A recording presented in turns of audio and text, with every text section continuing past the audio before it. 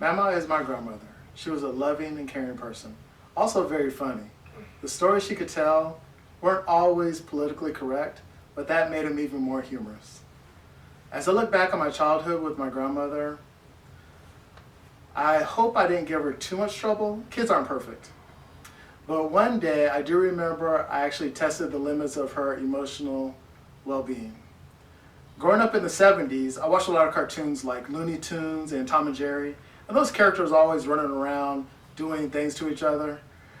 And for example, if Bugs Bunny was running away from a dog, Bugs would take out a bunch of black pepper, spread it around, and the dog would sniff it and start sneezing like crazy. So I actually wanted to test this theory.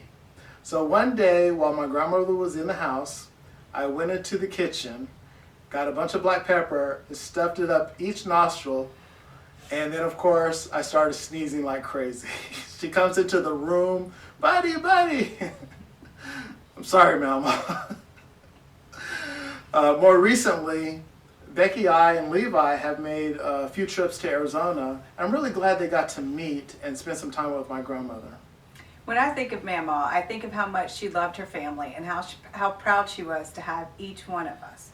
I think of the love and care I saw shown to her by her daughter, our Aunt Wanda, and son-in-law, our Uncle Ramon. Her great sense of humor and her sweet, caring spirit.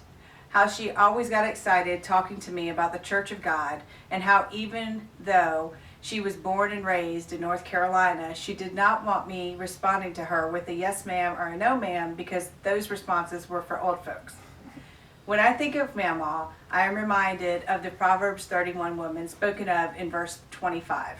Strength and honor are her clothing, and she shall rejoice in time to come. I can only imagine the rejoicing she did when she arrived in heaven just a few short days ago to be with Jesus. I love you, Mam'ma. Thanks for all the special memories. We're all going to miss her. But we can all be encouraged by one thing, that she sleeps in Christ.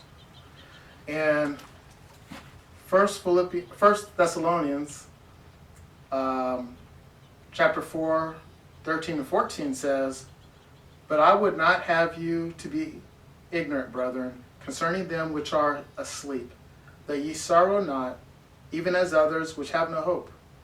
For if we believe that Jesus died and rose again, even so them which sleep in Jesus will God bring with him."